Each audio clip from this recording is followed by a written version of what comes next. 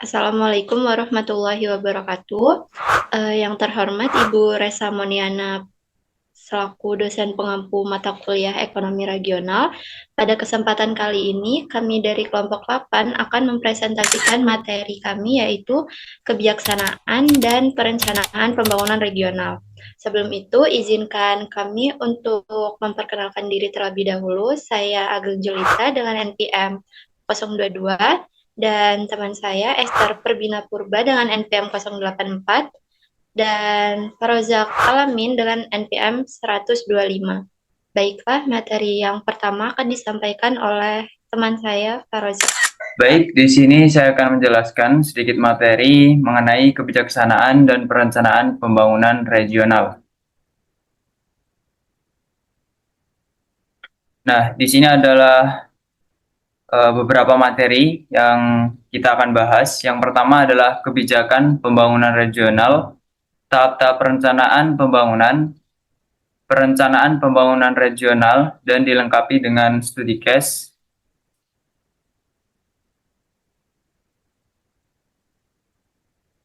Baik, untuk yang pertama yaitu tujuan pembangunan regional.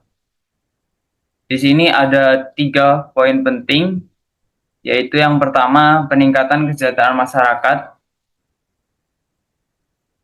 pengangguran, pengurangan ketimpangan antar wilayah, pemberdayaan potensi daerah. Nah, untuk peningkatan kesejahteraan masyarakat ini, yaitu artinya dalam situasi seperti ini tidak hanya di bidang ekonomi yang harus dipertimbangkan, tapi juga di bidang pendidikan.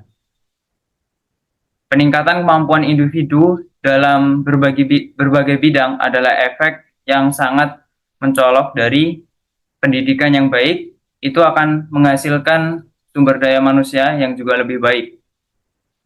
Dan untuk pengurangan ketimpangan antar wilayah, ini berarti yaitu upaya kita difokuskan pada daerah yang tertinggal atau kurang berkembang, seperti peningkatan kualitas sumber daya manusia, pemerataan pembangunan infrastruktur, dan pemberdayaan ekonomi wilayah yang kurang berkembang. Itu semua adalah bagian yang ingin kita lakukan sebagai pemerintah. Suatu negara itu harus memilih atau lebih dari pusat pertimbangan regional yang memiliki potensi paling kuat. Jadi untuk berfokus pada daerah yang memiliki regional yang berpusat. Karena ketika di suatu wilayah itu terdapat sektor yang memberikan faktor positif, maka di wilayah sekitarnya akan mengikuti. Dan selanjutnya yaitu pemberdayaan potensi daerah. Ini berarti yaitu bertujuan untuk membangun daya masyarakat dengan mendorong, memotivasi, dan membangkitkan kesadaran akan potensi yang dimiliki di daerah tersebut. Pemberdayaan ini juga berarti bahwa masyarakat harus diberi akses yang lebih luas, contohnya dengan kebijaksanaan otonom daerah. Dan di slide berikutnya yaitu poin penting dalam kebijaksanaan pembangunan regional. Nah, di sini ada 4 poin penting untuk melakukan kebijaksanaan pembangunan regional. Yang pertama yaitu pembangunan infrastruktur dan peningkatan kualitas. Ini sangat penting, mengapa? Karena dengan pembangunan infrastruktur dan peningkatan kualitas, itu akan memberikan akses masyarakat yang mungkin di situ kesusahan dalam mobilitas untuk pendidikan, itu akan lebih mudah dengan infrastruktur yang berkualitas. Dan setelah itu peningkatan kualitas sumber daya manusia. Nah, di poin ini kita berfokus pada bidang pendidikan, yang mana di situ melatih sumber daya manusia kita, memberi skill ataupun sosialisasi mengenai pentingnya untuk memiliki pengetahuan dan keahlian di bidang tertentu agar menjadi atau memiliki tingkat produktivitas yang tinggi. Dan setelah itu diversifikasi ekonomi daerah, yang berarti tujuan dari diversifikasi ekonomi daerah adalah kebijaksanaan pembangunan regional untuk mengurangi ketergantungan suatu daerah pada sektor ekonomi. Jadi tidak tergantung dalam satu sektor saja. Makanya di sini diciptakan kebijaksanaan, yaitu diversifikasi ekonomi daerah. Dan selanjutnya yang terakhir yaitu penguatan kerjasama antar wilayah. Kerjasama antar wilayah memungkinkan berbagai pengalaman serta bertukar teknologi dan ilmu untuk saling menguntungkan dan bekerja sama untuk meningkatkan ekonomi di wilayah tersebut. Oke, mungkin cukup sekian yang bisa saya sampaikan. Untuk slide berikutnya akan disampaikan oleh rekan saya.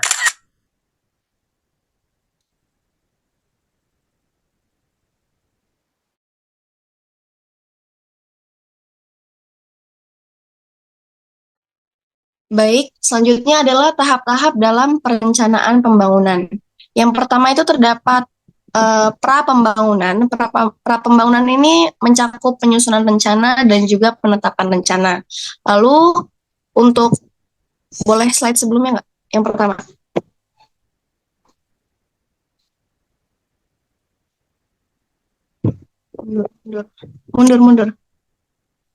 Mundur. Yang 3 tahap tadi. Nah ya, untuk yang pertama itu kan pra-pembangunan. Pra-pembangunan ini mencakup penyusunan rencana, penetapan rencana. Lalu untuk tahap yang kedua yaitu proses pembangunan itu mencakup pengendalian pelaksanaan rencana. Dan untuk tahap pasca pembangunan itu seperti melakukan evaluasi pelaksanaan rencana. Boleh next slide.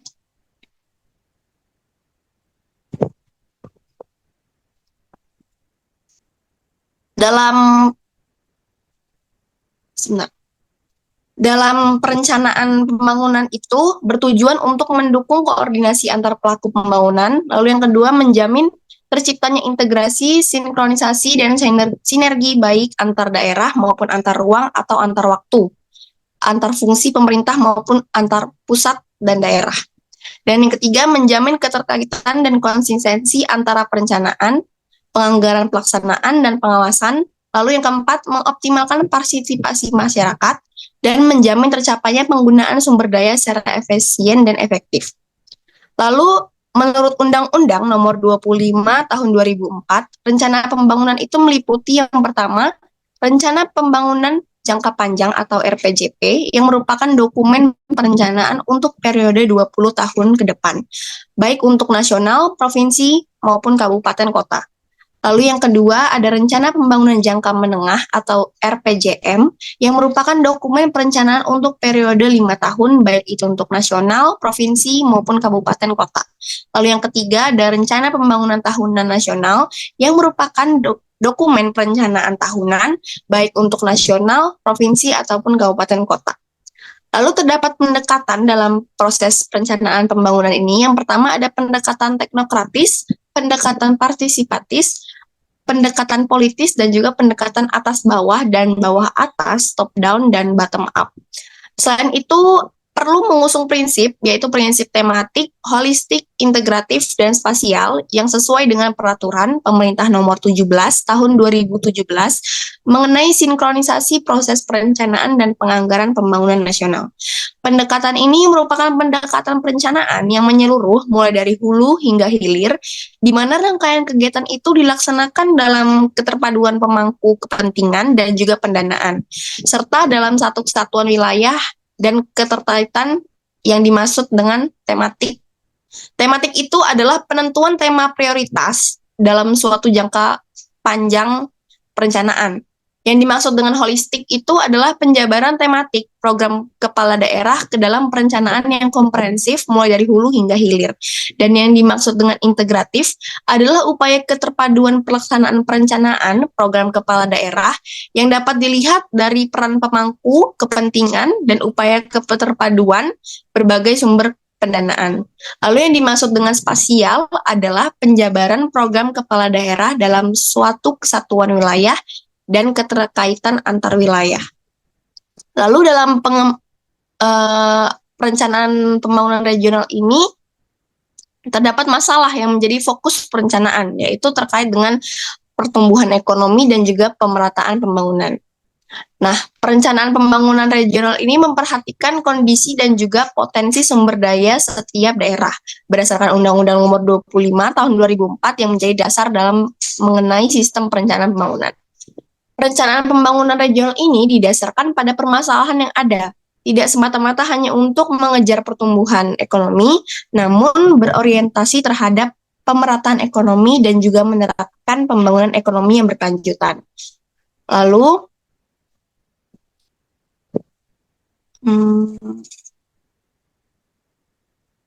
perencanaan pembangunan ini harus direncanakan secara baik dan matang untuk menghasilkan hasil tujuan yang maksimal. Dan perencanaan tata ruang terkait keseluruhan wilayah seperti rencana tata ruang wilayah nasional atau RTRWN, rencana tata ruang wilayah provinsi atau RTRWP, dan juga rencana tata ruang wilayah kabupaten atau RTRWK. Next slide.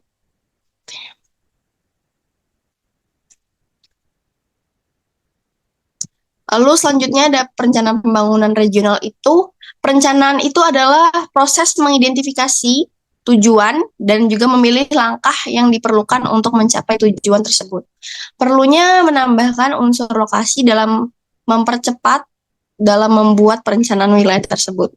Lalu perencanaan tata ruang itu terkait dengan keseluruhan wilayah seperti yang tadi dijelaskan, yaitu RT-RWN, RT-RWP, dan juga RT-RWK. Dan perencanaan pembangunan itu memperhatikan kondisi sumber potensi daerah berdasarkan Undang-Undang Nomor 25 Tahun 2004 yang menjadi dasar. Baik, untuk materi selanjutnya akan dijelaskan Ita. Kepada Ita dipersilakan.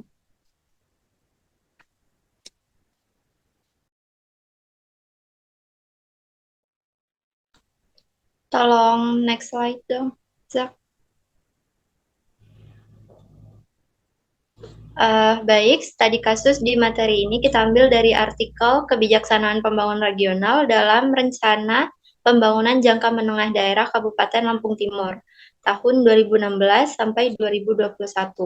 Pembangunan adalah proses perubahan yang mencakup seluruh sistem sosial seperti politik, ekonomi, infrastruktur, pertahanan, pendidikan dan teknologi, kelembagaan, dan budaya.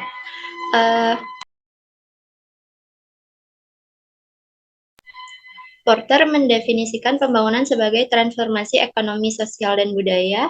Pembangunan adalah proses perubahan yang direncanakan untuk memperbaiki berbagai aspek kehidupan masyarakat. Secara tradisional, pembangunan memiliki arti peningkatan yang terus-menerus pada gross domestic product atau produk domestik bruto suatu negara. Untuk daerah, makna pembangunan yang tradisional difokuskan untuk peningkatan produk domestik regional bruto suatu provinsi, kabupaten, atau kota. Next.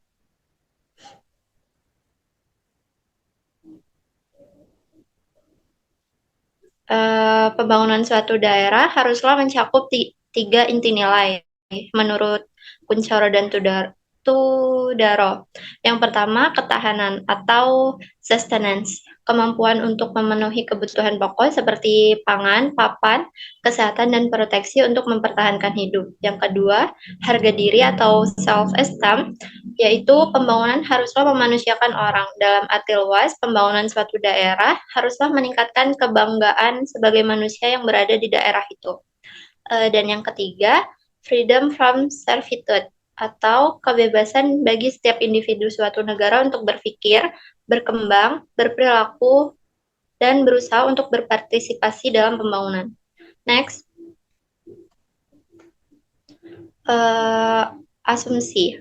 Objek yang diteliti dalam artikel ini hanya rencana pembangunan jangka menengah daerah atau RPJMD Kabupaten Lampung Timur pada tahun 2016 sampai 2021. Kabupaten Lampung Timur merupakan salah satu kabupaten terluas dengan produksi pertanian yang tinggi di Lampung. Next.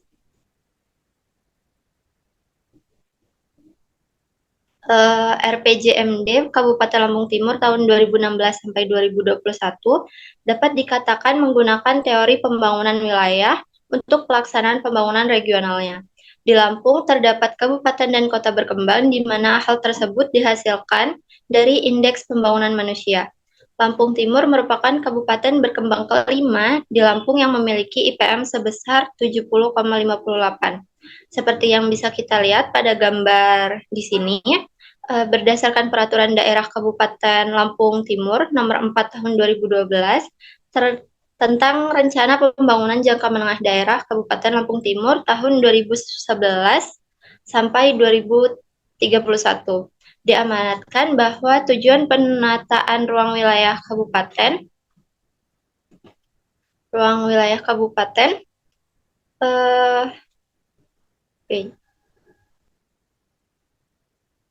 adalah mewujudkan pengembangan wilayah berbasis agribisnis yang berdaya saing secara berkelanjutan dan merata.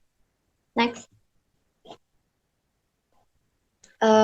Guna mewujudkan tujuan penataan ruang wilayah, ditetapkan kebijakan penataan ruang wilayah kabupaten yang terdiri dari peningkatan perkembangan ekonomi yang berbasis sumber daya alam dan pengembangan agropolitan sektor pertanian, perikanan, pariwisata, industri, dan jasa.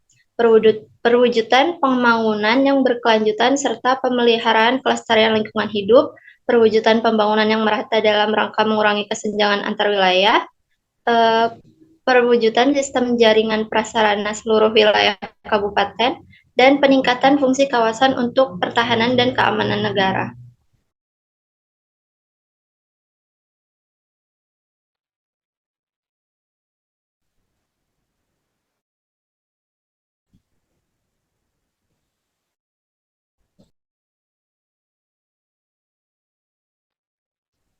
Next, Zak.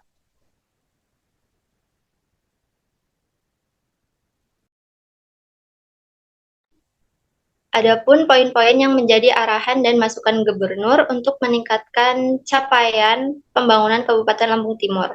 Yang pertama, mengoptimalkan pembangunan ruang di seluruh wilayah Kabupaten Lampung Timur. Yang kedua, melakukan perencanaan berbasis evidence, desain sistem yang sejalan antara rencana tata ruang wilayah dengan rencana pembangunan daerah secara berkelanjutan atau SDGs. Yang ketiga, peningkatan pendapatan per kapita Kabupaten Lampung Timur. Yang keempat, dibutuhkan upaya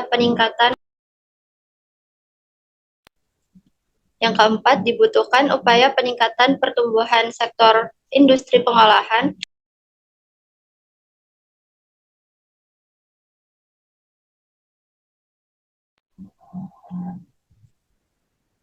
Dibutuhkan upaya peningkatan pertumbuhan sektor industri pengolahan melalui hilirisasi produk. Dan yang kelima, peningkatan kualitas sumber daya manusia melalui program Lampung Timur Kompeten. Next. Teori yang digunakan dalam study case ini adalah teori perkembangan wilayah. Teori perkembangan wilayah adalah teori yang berhubungan dengan kelompok masyarakatnya, sumber daya alam, kelembagaan, dan kesejahteraan masyarakat. Pengembangan wilayah merupakan upaya memadukan sumber daya alam, manusia, dan teknologi secara harmonis dengan memperhatikan daya dukung lingkungan hidup itu sendiri. Next. Kebijakan yang diperlukan untuk mendorong akselerasi pertumbuhan ekonomi kebutuhan Lampung Timur berdasarkan artikel ini adalah yang pertama, diperlukan revitalisasi kelembagaan kemitraan usaha agribisnis terpadu. Yang kedua, penciptaan nilai tambah melalui proses industri untuk menjadi produk yang diminati pasar. Dan yang ketiga, upaya untuk mengurangi atau meminimalisir resiko usaha tani dengan mengintrodusir program asuransi pertanian. Next.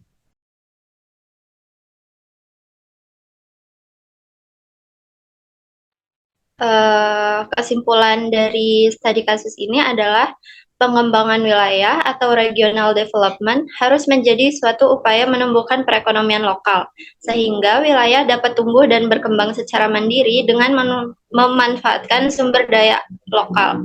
Melalui pengembangan ekonomi lokal, pemerintah daerah berperan dalam menciptakan kondisi yang lebih baik untuk mendorong pertumbuhan ekonomi dan penciptaan lapangan kerja.